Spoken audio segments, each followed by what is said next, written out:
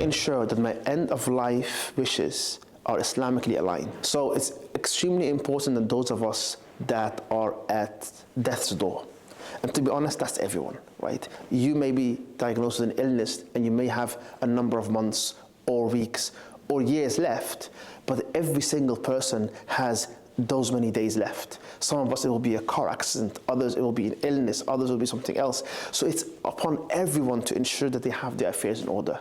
And these type of wishes, whether there are things that you want to do or you want others to do on your behalf, or if there's information they want to pass on, such as a will, all of these are extremely important that you do.